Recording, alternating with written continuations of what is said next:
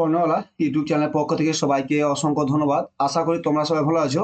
দেখো একটা বিজ্ঞপ্তি দিয়েছিল কালকে যে বিজ্ঞাপন জারি করুন 28শে মার্চের মধ্যে শিক্ষক নিয়োগ মামলা রাজ্যকে এই নির্দেশ সুপ্রিম কোর্টের। মানে 28শে মার্চের মধ্যে শিক্ষক বিজ্ঞপ্তি জারি করতে বলছে শিক্ষক নিয়োগের মামলা রাজ্যকে সুপ্রিম কোর্টে। যেখানে যে সুপ্রিম কোর্টে যে মামলা চলে গেছিল দেখো কি ছিল যে এবার বিশেষ চাহিদা সম্পূর্ণ শিক্ষার্থীদের জন্য প্রশিক্ষণপ্রাপ্ত শিক্ষক অর্থাৎ স্পেশাল এডুকেটর নিয়োগের প্রক্রিয়া দ্রুত তার সঙ্গে শেষ করতে সফল রাজ্যের সরকারকে কড়া নির্দেশ দিল দেশের সর্বোচ্চ আদালত সুপ্রিম কোর্ট। মানে দেশের সর্বোচ্চ আদালত এরা কড়া নির্দেশ দিয়েছে।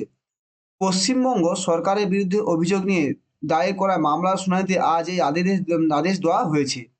বিচারপতি সুধাংশু ধুলিয়া ডিভিশন বেঞ্চ রাজ্যগুলিকে আগামী 28 মার্চের মধ্যে প্রয়োজনীয় সংখ্যক স্পেশাল এডুকেটর নিয়োগের নির্দেশের বিজ্ঞপ্তি জারি করতে বলেছেন। মানে যে স্পেশাল এডুকেশন শিক্ষক নিয়োগ কথা ছিল সেখানে 28 মাসের মধ্যে নিয়োগ করার আদেশ দিয়েছে।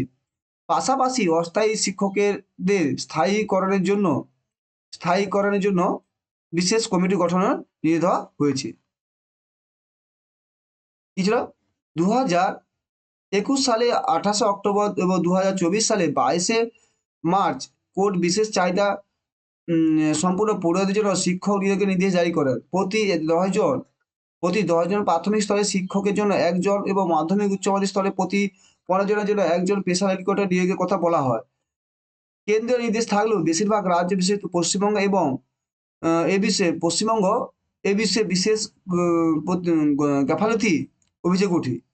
মামলাকারীদের দাবি রাজ্যের প্রায় 2 লক্ষ বিশেষ চাহিদা সম্পন্ন শিক্ষার্থী থাকলেও পাওজাত শিক্ষক অভাবে তাদের সঠিক শিক্ষা ব্যাহত হচ্ছে। অন্যদিকে রাজ্য সরকারের হলফনামা দাবি করায় শিক্ষার্থীর সংখ্যা 1,35,796, যেটা মামলাকারী বলে যে রাজ্যে 2 লক্ষ শিক্ষক আছে কিন্তু 2 লক্ষ যে বিশেষ চাহিদা সম্পন্ন শিক্ষার্থী আছে কিন্তু রাজ্য সরকার যেখানে আছে যে 1,35,796 জন আছে।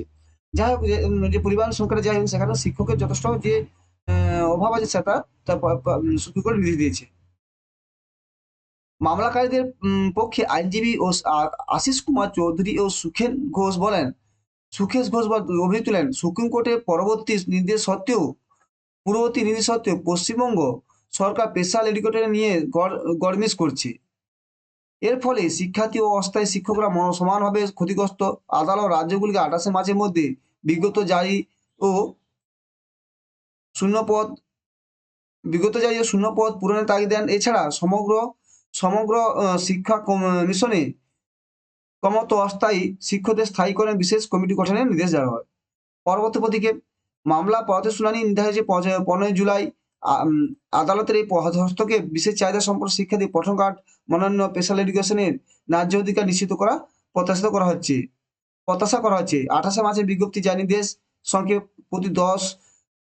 প্রতি 10 প্রাথমিক ও 15 মাধ্যমিক শিক্ষকের জন্য একজন শিক্ষক। মানে প্রতি প্রাথমিকে 10 জন শিক্ষার্থী এবং মাধ্যমিকে 15 জন শিক্ষার্থী বিষয়ে শিক্ষক থাকা প্রয়োজন।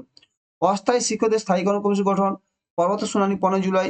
এই আদেশ শিক্ষা ব্যবস্থা অন্তর্ভুক্তিমূলক নীতির বাস্তবায়নে গুরুত্বপূর্ণ ভূমিকা রাখবে বলে বিশেষজ্ঞরা মনে করেন। তাহলে এই যে নির্দেশ এটা কি পাশাপাশি যে আমাদের স্পেশাল এডুকেশন যে নির্দেশ দিয়েছিল 2021 সালে এবং 2024 সালে সেখানে শিক্ষক নিয়োগের আদেশ দেওয়া হয়েছে এবং সেটা 28শে মার্চের মধ্যে একটা বিজ্ঞপ্তি প্রকাশের জন্য দেওয়া হয়েছে।